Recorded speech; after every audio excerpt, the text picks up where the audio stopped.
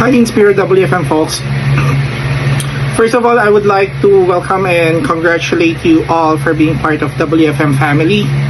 Well, this would be just the beginning of your journey. Well, I still remember my time working in Inspiro. Your leaders today, which is Rob and Cha, were my colleagues for 7 years. So I am confident that they will guide you and support you throughout your WFM journey. So we all started where you are right now, and today we are leaders in our respective organizations. Always remember to love what you do. Don't be afraid to make mistakes, because those experiences are what will help you learn and grow.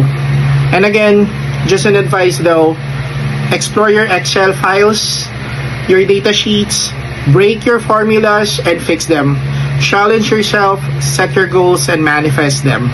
You are the new breed of WFM professionals. Once again, welcome and congratulations. Enjoy! Yo, everyone. My name is Quincy. I'm a former workforce in Inspiro.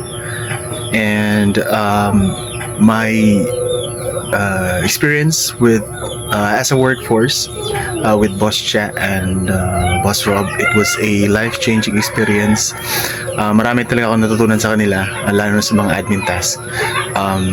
Especially with monitoring yung mga calls and doing call outs. One thing that I can give as a tip to the new workforce team is that if may inassign sa inyo ng work, gawin nyo na agad. Kahit hindi nyo alam, magtanong lang kayo. Wala masama magtanong, guys. So pag hindi nyo alam, andyan naman sila, si Boss Rob and Boss Cha to help you how to do it. And then lahat ng mga tinuno nila, you can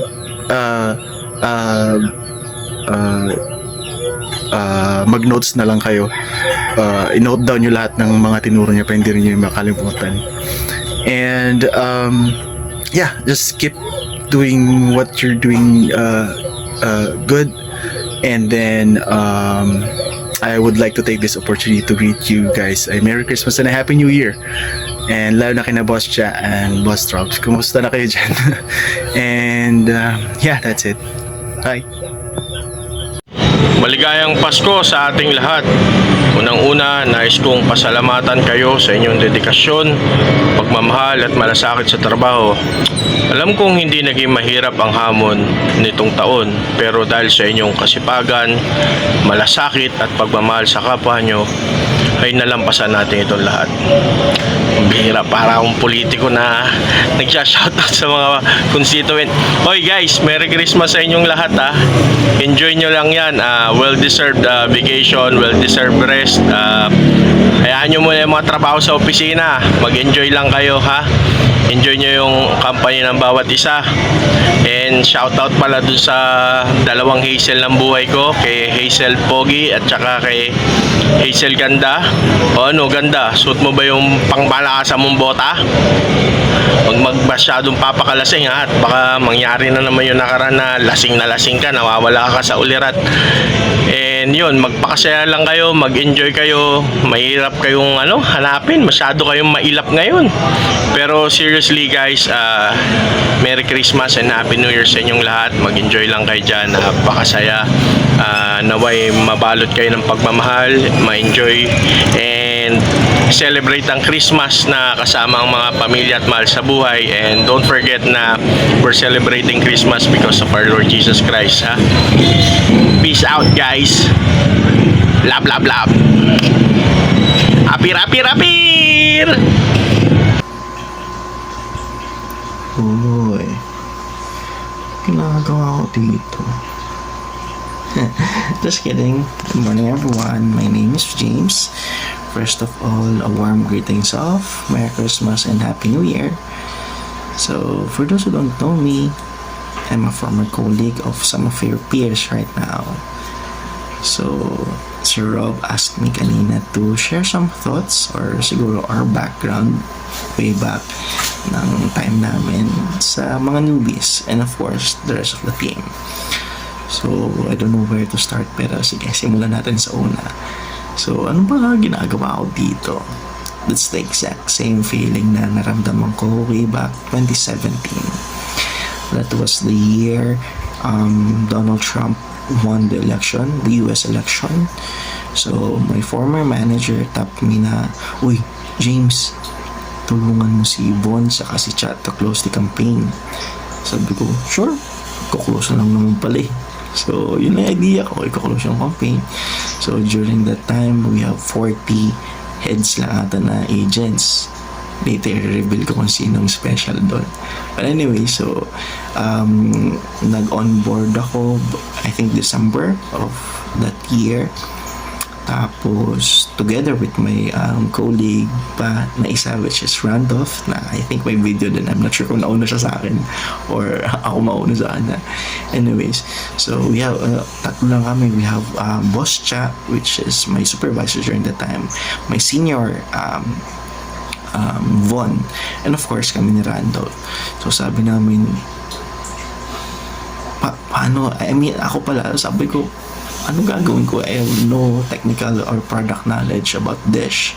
Kasi I came from a different campaign. So silang tatlo, mga veterano na lang sa Dish. Alam nila yan. They're top performers. So homegrown talaga sila. So sabi ko, ano gagawin ko dito? So nakatakot, to be honest. Kasi di ko alam. I have no idea talaga. Pero if siguro may ginawa man ako, is yun. I showed up. Every effing day, I showed up. Kasi, yun lang naman yung gagawin ko eh. So, every day, may matututunan ka eh. So, just need to train yourself na mag-show up ako kahit na tinatamad, kahit traffic, alam nyo naman, kahit tumawid ka lang dyan ng Makati Pantaluyong, buong kita nga 2 hours, 3 hours. Ang daming mga challenges. Pero yun, I just showed up. And ayun, and guess what? We have additional heads na dumating. We have Kuya Marco, we have Joey, and last but not the least, during the time, we have Sir Rob. So yun, nabuo na yung team, and eventually, that year, same year, I think the following year, we aced yung buong year na yon. So we were the top workforce ng buong Dish, ng enterprise So nagsimula sa, I have no idea, pero na-ace namin lahat with all the audits na sa una, as in, gera talaga. Hindi namin alam kung paano titimplahin ng isa't isa, paano kami mag-work, mag-collaborate, pero we chose to show up. Yung pa rin yun eh, kasi makakasanayan mo rin eh. I know cliche na sinasabi nila maging family yung work, worse pa yung workmates, pero in my experience, sila yung mga taong yan, mga peers na andyan sa inyo ngayon. Those were the exact people na tumulong sa akin to become the workforce specialist na naging ako along the way or throughout my journey there. So, ayun, I know you're in good hands. Magtanong lang kayo, of course, hindi sila lalapit sa inyo. Kayo mag-usa. Madaming self-help, tutorials, TikTok, YouTube, AI, ang dami na. Pero iba pa rin yung personal experience eh. Iba pa rin yung in-depth na makukuha nyo, not from the hindi ko sa minamalit, pero iba pa rin yung in-depth na knowledge based sa experience na mararamdaman or mararanasan nyo along the way, sa process nyo, sa journey nyo, pagiging part ng workforce management. Yun yung hindi matutumbasan ng mga any self-help or AI mga programs or technologies. Yun. And again, I know you're in good hands. Those people na andyan pa, makapagpatunay kung gaano kaganda ng mga superiors natin. Of course, shout out Boss Cha, ganda. Of course, guwapo Boss Rob. But yun yung eagerness or yung not the eagerness, yung yung hindi sila madamot mag-share ng knowledge. Just need to have the courage, to find the courage to ask. And of course, during their spare time, of course, ang dami yung mga gawa, busy yan. Pero ayun, bukod sa tulungan nyo yung sarili nyo, turn on yung, keep the fire burning na may matutunan kayo every day, na kahit katamad-tamad, na kahit nakakapagod pumasok and all, ang daming requirements, ang daming deadlines and all, ang dami, pero wala yun. You have your team, you need to collab, you need to trust each other, and I can attest to that. Hindi nila kayo ilalaglag, you just need to show up. Yeah, that's it. So again, hindi ko na kayo may isa-isa, baka mahirap na, baka may magtampo or what, but alam nyo na yan, from the bottom of my heart and my family, I'm wishing you Merry Christmas and Happy New Year. Thank you, everyone.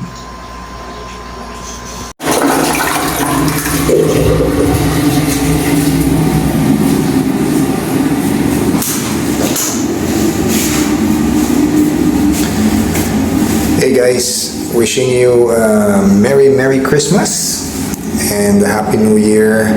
I hope you have a great 2025 and wala lang, mabati lang.